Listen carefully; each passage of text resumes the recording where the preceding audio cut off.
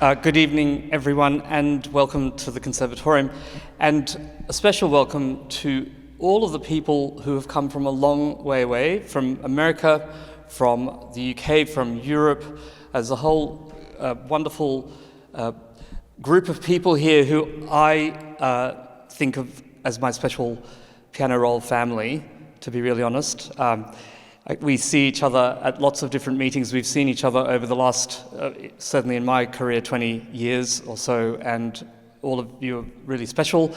And the work that's being done in the area is also incredibly special, as it, in my case, leads to expansion in the sorts of things that I do in my own performance and my own playing and my expressivity. So I'm very grateful for the voyage that I've been on with that. I'm the Associate Dean of Research here at the Conservatorium. My name is Neal Costa, for those of you who don't know me. And I am lucky to work at this place, and I would also like to pay tribute to the Gadigal people of the Eora Nation, on whose land we are here today. And I pay tribute to their elders past, present, and emerging. Tonight's a very special event. I'm so lucky to have Peter and to have worked with Peter and everyone else on the team for this third Global Piano Roll Conference. It's been a long time in the coming, a lot of preparation, a lot of meetings, and we were also very happy that we were asked whether we could have this in Sydney this year, and we love having it in Sydney. And it's also great for all the people in our part of the world, in the Southern Hemisphere, and Australasia, and parts of Asia as well, to be able to have this happen here. And so I just want to say a few words about the Conservatorium. We are the School of Music of the University of Sydney. We're not a faculty, we're a small school. We have about 1,200 students across undergraduate and postgraduate courses here. And people can come here and study undergraduate, the Bachelor of Music degree, for example, across all sorts of disciplines or sub-disciplines of music, so from musicology through to performance, music education, music psychology, and now popular music, contemporary music, and digital music. So we have courses in all of those things happening. We have the campus here at the Conservatorium, which has been going since 1915, but we also have something on main campus. We have the Seymour Centre, the Arts and Music Unit there. We're also expanding there, and we're also going to be expanding out into Western Sydney with Con 2, which is another conservatorium to cater for the huge number of people who live now in this sprawling Western Sydney region. In terms of research, which is what I'm in charge of, we have all sorts of research going on here. We play music, so we're performance, we do creative research, we have composers, so we have a lot of composition going on, and we are doing a lot of practice-led research, so the sorts of things that you will see during this conference. And increasingly, we are getting quite good successes with the Australian Research Council funding. Many of our people working in Indigenous music, for example, but across all sorts of other music, including just piano performance and also singing.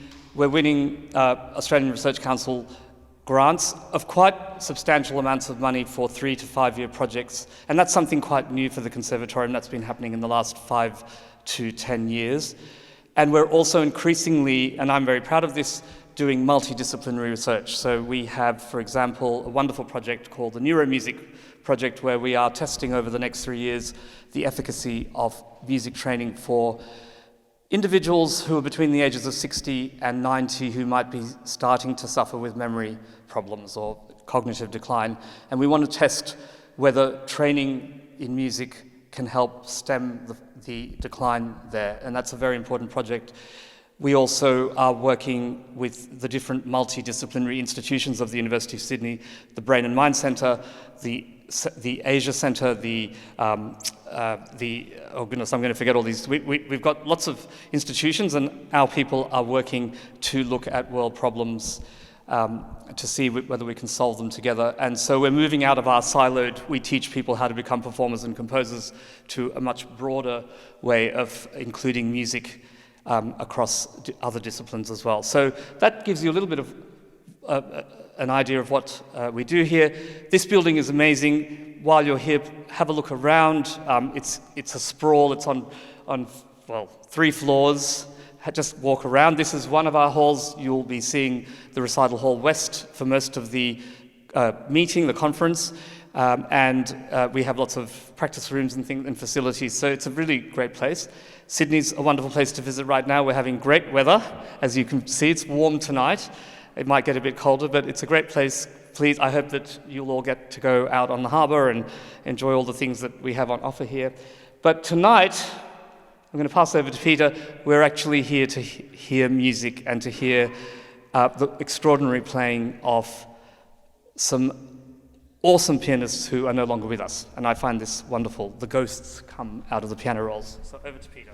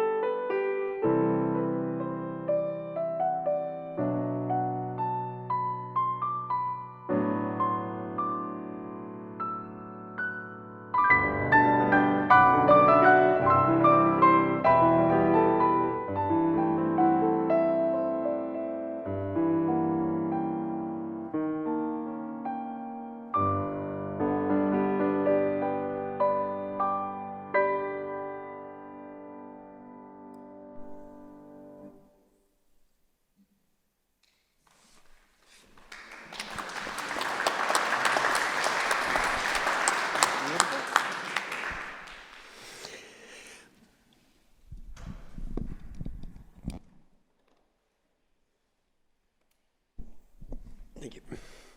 Well, welcome to this piano roll recital, all of which are on this wonderful instrument. That was a little piece called Reverie, Opus 18, by a famous harpist called Carlos Salcedo. I chose it because Dennis Condon, my mentor and friend, now deceased, that was his theme music for his ABC radio program in the 1990s.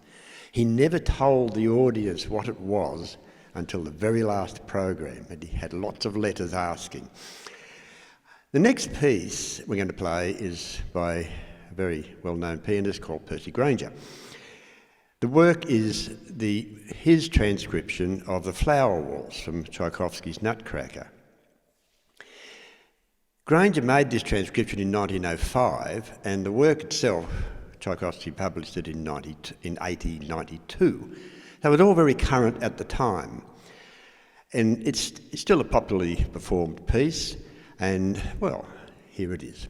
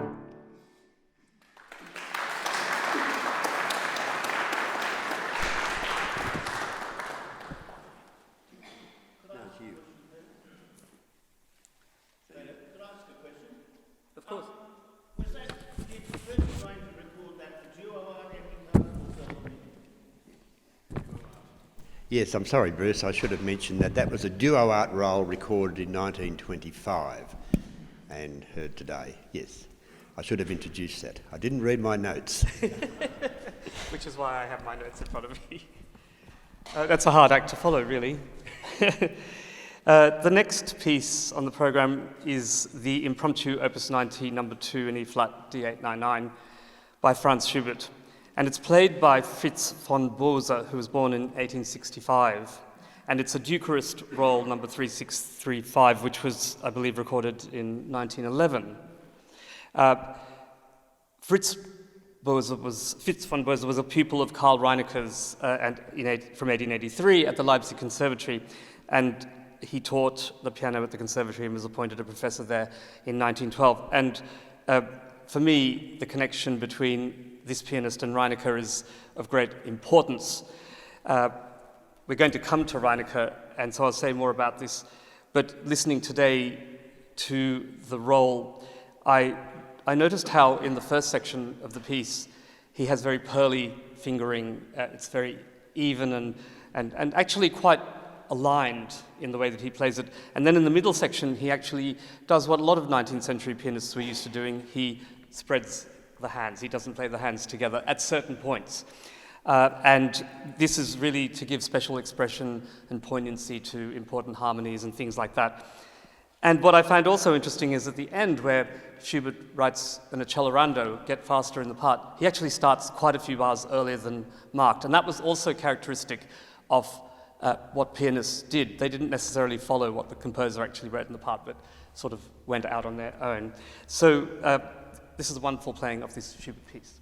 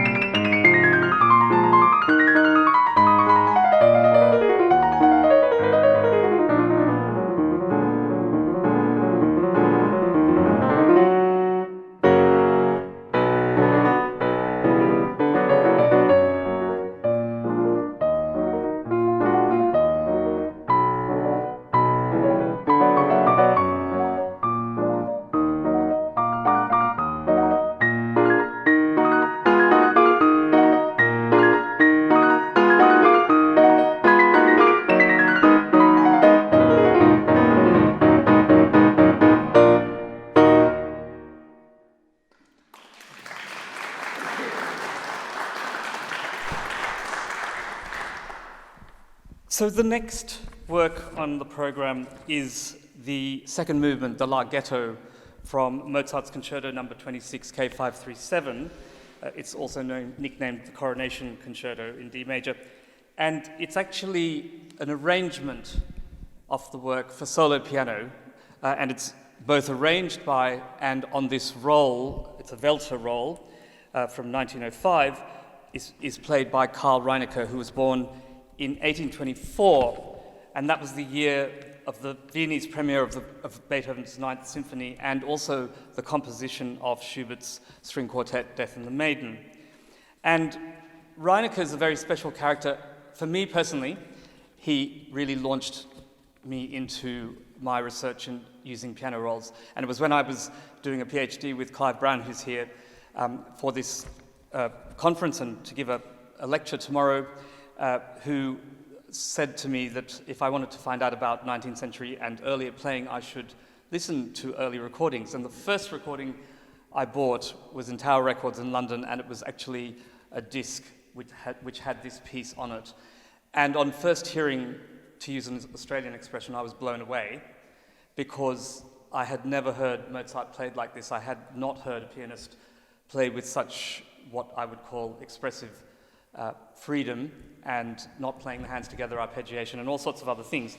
Anyway, this became central to understanding about 19th century pianism, and also what it could tell us maybe about Mozart and what Mozart might have expected. And that's a really long conversation, which I'm not going to go into now. But Reinecke lived in the Mendelssohn household. He was very well known by Robert Schumann and Liszt, and very much admired by Liszt. Schumann thought he was one of few people who understood his music. And he was also said to have a wonderfully soft and lyrical touch, and also belonged to a school that was, at that point, at the point of recording this, almost extinct. And he was known for Mozart and for heralding Mozart's music. So we hear in this performance, as I said, not playing the hands together, chordal arpeggiation, which is rife throughout, and also rhythmic alteration. He plays in a very lilting fashion, the sorts of things we call inégal. He changes his tempo and he ornaments as well. And actually, in the first section of this, he also changes the order of the music. He may have been doing this for memory when he actually put this roll down, or it might just be that he just did it as part of an improvised way of playing. So please enjoy this wonderful performance of Mozart.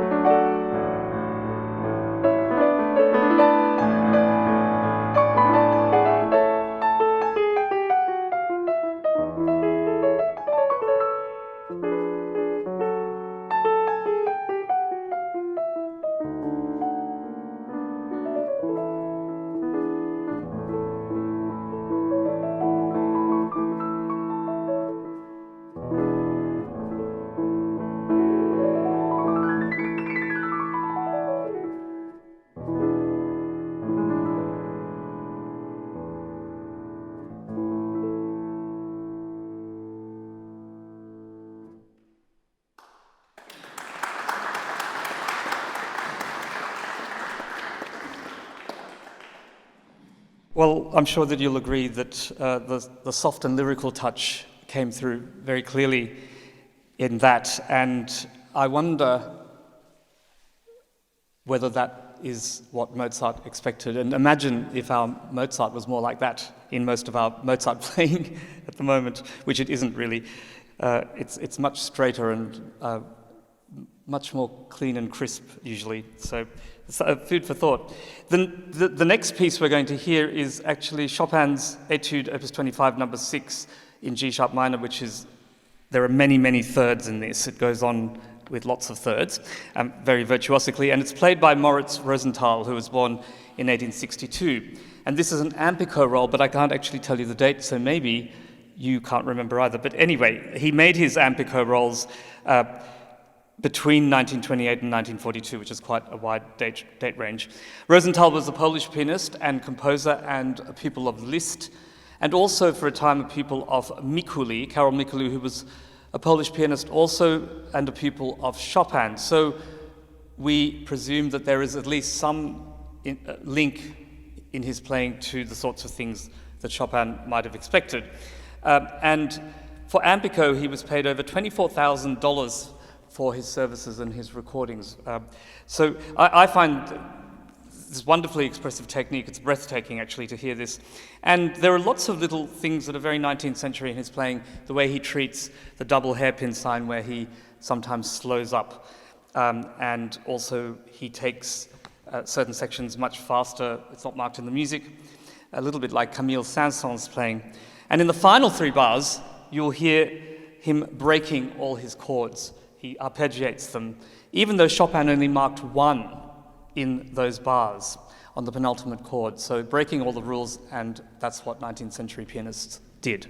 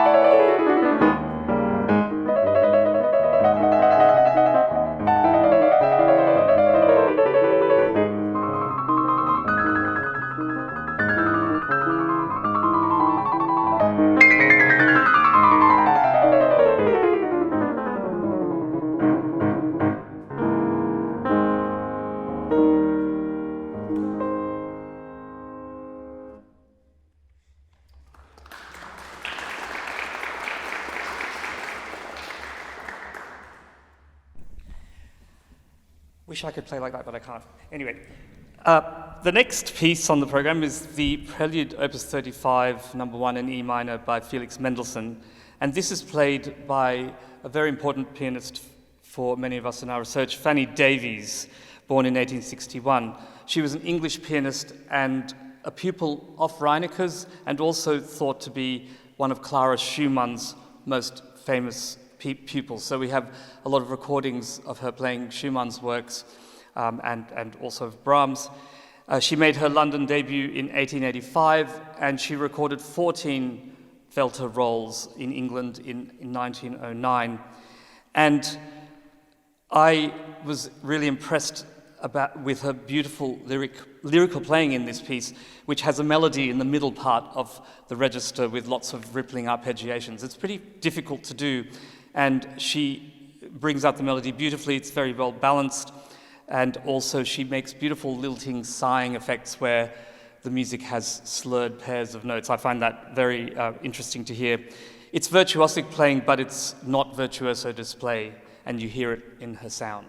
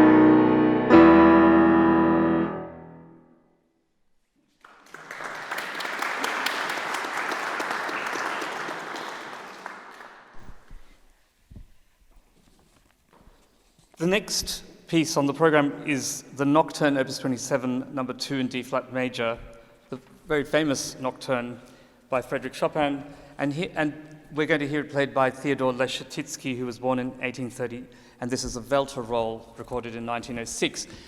Leschetizky is a very important character. He taught in St. Petersburg under Rubinstein at the conservatory, the newly formed conservatory there, and ended up then living in Vienna for the rest of his life in the latter part of the 19th century, and literally had over 1,000 students. He ran a masterclass at his home where everyone came, all the students, but also all the visiting artists of the day, and he made the conditions for the pianists particularly hard. He wanted to make them nervous and to have to play under conditions of having all these famous people in the house. But he was also a really loving teacher and didn't try to change people's techniques, but to improve them. And so we have a range of pianists from Paderewski through to lots of other famous early 20th century pianists who studied with him, and they all sound quite different, although some of them do have the 19th century characteristics that we've been hearing, for example, in Reinecke and Fanny Davies, etc. And we're lucky because we have these rolls of him playing. You know, he was born in 1830, so he's one of the oldest pianists that we have on recordings.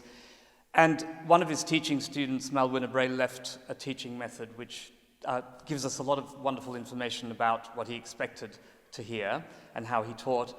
But we then get to hear him playing, and one of the examples that he gives us is actually this Chopin Nocturne, so we can compare what he said with what we actually hear on the recording, and it's very fascinating because he doesn't always do what he says to do. He does more than he actually advises, and that's a very important for us who are interested in 19th century performance practice.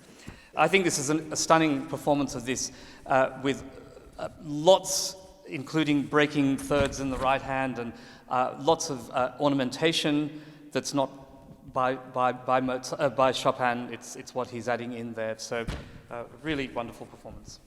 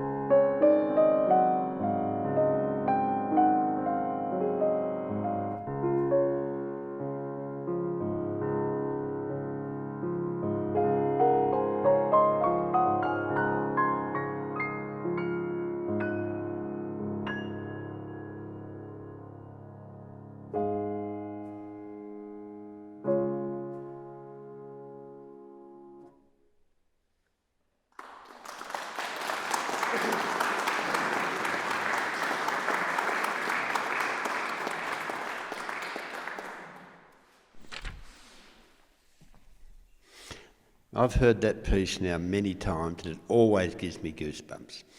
It's beautiful playing. We come now to a rather larger piece. This is by a pianist and a composer called Peter Kovchinsky. He was a Russian composer, and he was born of a military family, and subsequently he died in a military prison, which is very sad because he was only 32. But prior to that, he'd written a number of works, including the sonata, which we're going to hear, a sonata. We're only going to hear the first movement. It's Opus 7, and it was composed, well, we don't really know, but certainly very early, 1905, 1902. And it's one of these works which you never hear today, and it's a splendid work. I've played this numerous times at recitals, and it always attracts, we get huge, a great deal of, well, it's very well received, put it that way. Now, the work itself is probably, as you'll understand, is quite romantic in its style, written in the very early 1900s, and it's said to have a certain amount of Glatzenov in it. It may have been that Piotr Kovchinsky's teacher was indeed Glatzenov. We just don't know much about him. So this is only the first movement, and it's in A minor, Allegro moderato, and I think you will find this is a piece you might want to one day hear again. It's an extraordinary work, in my view. Here we go.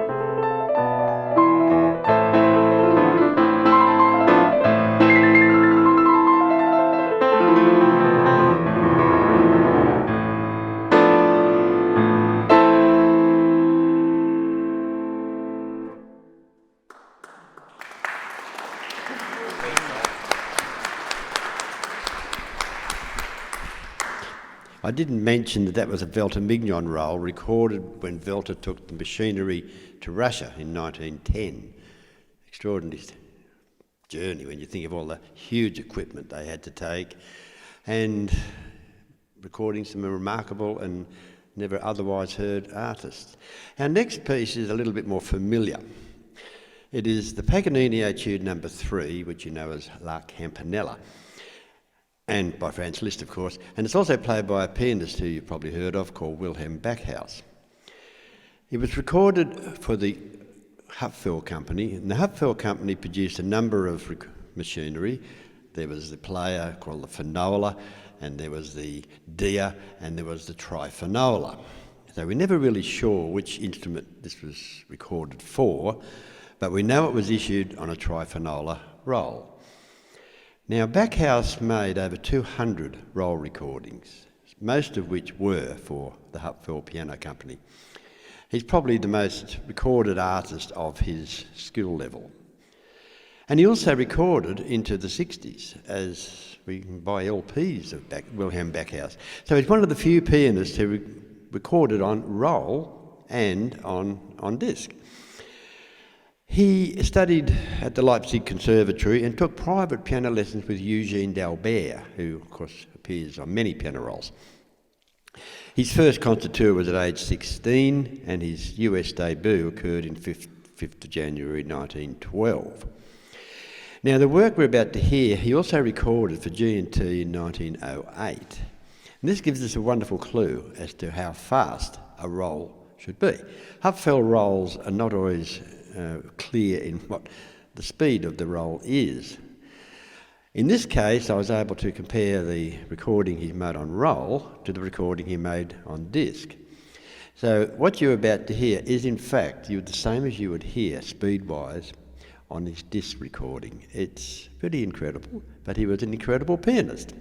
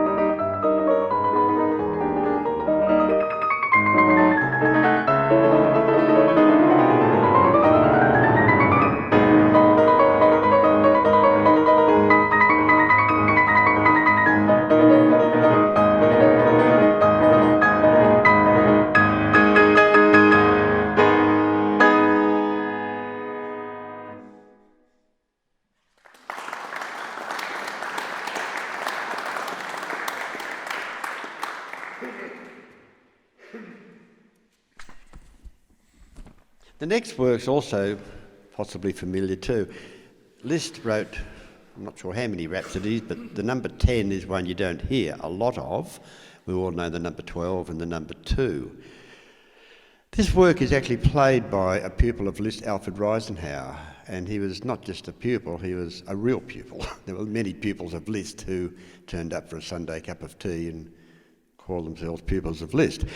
But Alfred Reisenhower was in the house, Liszt's household, when Liszt died. He was a torchbearer at Liszt's funeral, so a significant pupil of Liszt. He held a lot of teaching positions, and he made a specialty of Liszt's virtuosic piano music. His recording of this rhapsody is marked on the roll of as played by Liszt. There's 3 rolls in the Welter catalogue that are marked thus, and that's the Stavenhagen playing the 12th Hungarian Rhapsody, and also a Chopin Polonaise. So we're going to hear essentially an interpretation by Reisenhower as played by Liszt. We'll never know, but certainly if you know this work, you'll hear some differences. Reisenhower also his specialty was the soft playing. He plays Chopin's Berceuse, and it's whisper quiet. The whole accompaniment never goes above the minimum playing level of the instrument. And there are soft passages in this. Quite often, pianists on roll make this into quite a loud piece, Percy Grainger, for example. So we really hear this work, and I think you'll enjoy. I hope you will. He recorded it in 1905, and he was dead, unfortunately, in 1907. He died in America on a tour, and we believe of alcoholism. Very sad, but here he is, number 10, Hungarian Rhapsody.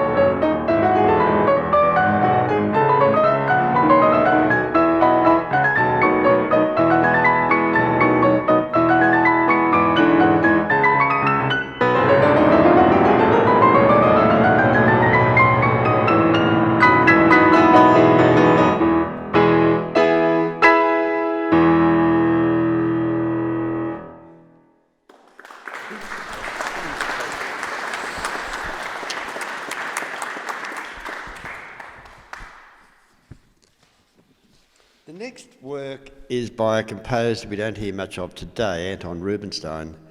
His works were very popular at the time of the piano rolls. There's over 200 works of his recorded on the reproducing piano roll. The work we're going to hear is his Barcarolle number 5 in A minor. He wrote 6 barcarolles, and all of them appear on roll. This particular one today is played by a pianist I'm sure you have heard of, Sergei Rachmaninoff. Rachmaninoff is said to have modelled his playing on that of Rubinstein. He used to attend Rubinstein's concerts when he was living in Russia, aged 12, as a piano student. So we can anticipate, I guess, that Rachmaninoff understood the style that Anton Rubinstein would apply. Now, Rachmaninoff was probably the most famous pianist of all to record for Ampico. He made 36 roll recordings over a period of 10 years, or 11 years, and in today's money he was paid over $1 million, actually $1.1 million for his roll. So you can see the sort of draw card he was, and the monies that were being used and being paid to pianists in this recording industry. It was a massive industry at the time. So here we go. This is his barcarolle number 5 by Anton Rubinstein, Rachmaninoff.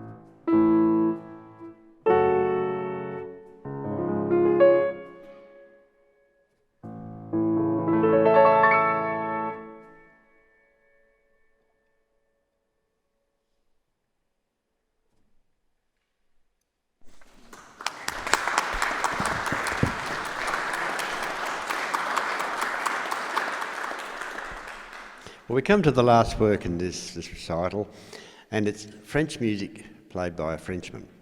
The work itself is called Étude en forme de valse, or Study in the Form of a Waltz by Saint-Saëns, and it's played by Alfred Cortot. Cortot recorded this work for the Duke of Phillips piano in 1911. He also recorded it for the Duo Art in 1920. But we're going to hear the Duke Artist performance tonight. Cortot was a pianist, a conductor and a teacher, and he edited editions of almost all piano music by Chopin, Liszt and Schumann. He was appointed professor by Gabriel Fauré at the Conservatoire de Paris in 1907, replacing Raoul Pugnat. He made roll recordings for Hupfeld, the Duo Art and of course the Duke piano, and also numerous disc recordings. This work, I've chosen it because I think it's an extraordinary performance of the work. This is quite a popular piece on roll, and I think this is a better recording on the Duke Artist roll than on the Duo Art roll. Here we go.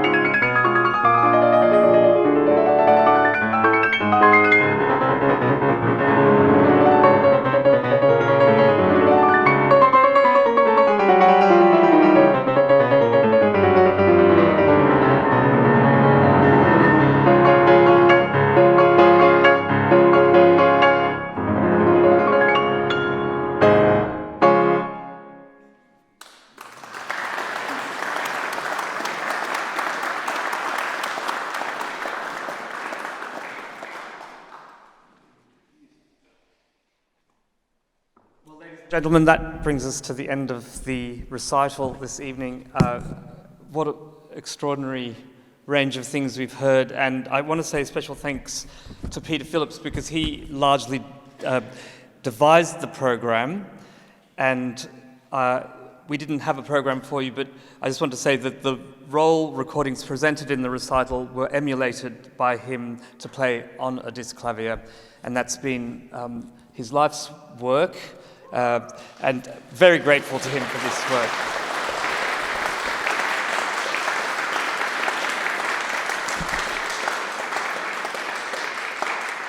And as many of you know, he's so generous with his time and his expertise, and I know that many of you are going over to his place to have great discussions about the emulation process and all the things that he's been developing. He's a real treasure.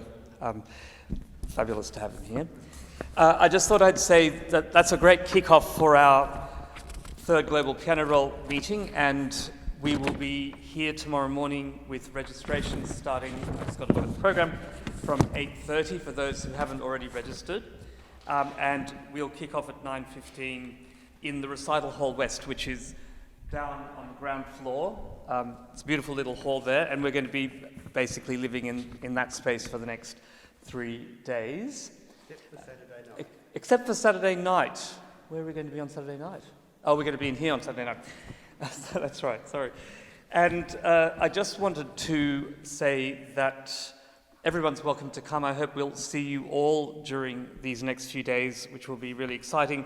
But also that tomorrow evening we have a special Alfred Hook lecture series, which is the Conservatorium's guest lecture series. We always have someone of note presenting. This time round it's Professor Clive Brown, who's here from Vienna, and he's going to be talking to us about reconnecting with the past, knowledge, intuition, and experience, his own experience, and it's fascinating. He's had a fascinating journey with music, and importantly afterwards there's beautiful wine and canapes, so please come along. It's free to come to the lecture, and to register for that just go onto the Conservatorium's What's On website, and we hope to see you there.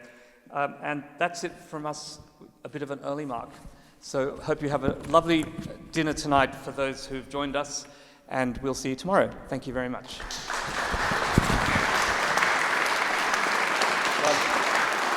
Really lovely.